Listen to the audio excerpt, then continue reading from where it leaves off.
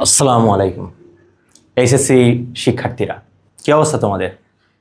আজকে আমরা পড়ব জুলজির চতুর্থ অধ্যায় রক্ত ও সঞ্চালন, ব্লাড অ্যান্ড সার্কুলেশন চ্যাপ্টারের তোমাদের সবচেয়ে কঠিন যেই টপিক মানব হৃৎপিণ্ড। ওকে, তাহলে আজকে আমরা মানব হৃৎপিণ্ডের একদম আদ্যপান্ত সব পড়ব। ওকে, মানব হৃৎপিণ্ড কিভাবে আঁকতে হয়, মানব হৃৎপিণ্ডের লম্বচ্ছেদের গঠন কি, এগুলো আমরা সব পড়ার চেষ্টা করব। তোমাদের পরীক্ষায় এই মানব হৃৎপিণ্ডের লম্বচ্ছেদের যে চিত্রটা, এইটা তোমার আসেই প্রায় হচ্ছে তোমার মানে কোনো না কোনো বোর্ডে এটা আসবেই।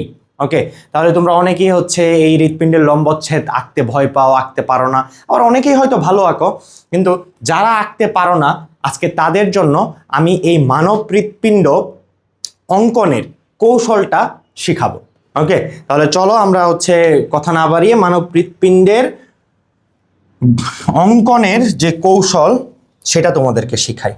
ওকে, তাহলে হচ্ছে হৃৎপিণ্ডের লম্বচ্ছেদের চিত্র অঙ্কনের কৌশল শিখবো আমরা।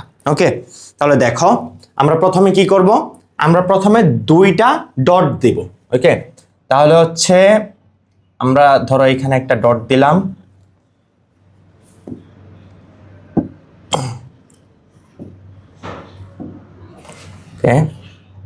আমরা প্রথমে একটা ডট দিব, তার থেকে একটু নিচে একটু দূরে আমরা আরেকটা ডট দিব। ওকে, এখন এই দুইটা বিন্দুর মাঝখান বরাবর ঠিক নিচে আমরা আরো একটা ডট দিব। ওকে, এবং এই দুইটা বিন্দুর মাঝখান থেকে ঠিক নিচে এইখানে আমরা আরো একটা ডট দিব। তাহলে এই চারটা ডট দিলাম। তো এখন হচ্ছে এই চারটা ডটকে আমরা কি করব, এইখান থেকে এটাকে সংযুক্ত করে দেব, এইটাকে এটার সাথে সংযুক্ত করে দেব এবং এই দুইটা সংযুক্ত করে দেব। ওকে, তাহলে আমাদের একটা হৃৎপিণ্ডের শেপ কিন্তু হয়ে গেল। ওকে, তারপর কি করব, এই দুইটা বিন্দুর মাঝখানে যে এইখানে আমরা একটা ডট দিব এবং এইখানে আমরা একটা ভি আঁকবো, ভি। ওকে, এরকম ভি আঁকবো। ভি এর এই যে রেখাটা এইটা আমরা একটু বড় করে দিব। ওকে, তাহলে চলো আমরা হচ্ছে এখানে একটা ভি আঁকি। ওকে, তাহলে হলো একটা ভি আঁকলাম। এখন এই ভি এর যে লম্বা যে অংশটা এইটা সমান্তরাল করে আমরা হচ্ছে আরো একটা রেখা টানবো। ওকে, এবং এইখানের যে আরো একটা রেখা এইটা সমান্তরাল করে আমরা এখানে আরো একটা রেখা টানবো।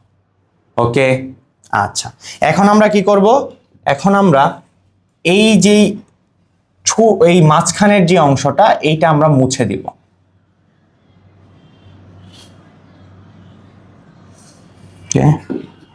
আসলে বোর্ডে মোছাটা একটু কষ্টকর। আচ্ছা, তাহলে দেখো, ওকে, তাহলে মাঝখানের অংশটা মুছে দিলাম এবং এইখান থেকে এই যে প্রান্তটা, এই প্রান্তটাকে আমরা হচ্ছে একটু গোল করে দিব। ওকে, কারণ এখানে হচ্ছে আর্চ অফ এওয়াটা থাকবে, তাহলে আর্চ অফ এওয়াটা আমরা জানি কি একটু বাঁকানো থাকে, আর্চ মানে বাঁক। তাহলে হচ্ছে এবং এইটাকেও আমরা হচ্ছে কি করব, এইরকম গোল করে এখানে একটু ফাঁকা রাখবো, ফাঁকা রেখে এই। ওকে, এখানে ফাঁকা রাখলাম কেন, কারণ হচ্ছে আর্চ অফ এওয়াটার হচ্ছে তিনটা মেইন ব্রাঞ্চ আছে। ওকে, তাহলে এইটার জন্য কি করব, এখানে দুইটা ইউ আঁকবো। ওকে, এই যে একটা ইউ এবং এই যে একটা ইউ, দুইটা ইউ আঁকবো এবং এই ইউ দুইটাকে এইভাবে আমরা সংযুক্ত করে দিব। ওকে, ওকে, ঠিক আছে। আচ্ছা, এখন দেখো, এখন আমরা কি করব, এখন হচ্ছে এই যে রেখাটা এইটার সমান করে এই দিকে আমরা হচ্ছে এরকম করে বাঁকিয়ে উপরে তুলে দিব। ওকে, দেন হচ্ছে কি করব, এইটার জাংশনাল পয়েন্ট থেকে এই পাশে আরেকটা বিন্দু দিব এবং এইটার সমান্তরালে নিচে এইখানে আরেকটা বিন্দু দিব। ওকে, দুটা বিন্দু দিলাম।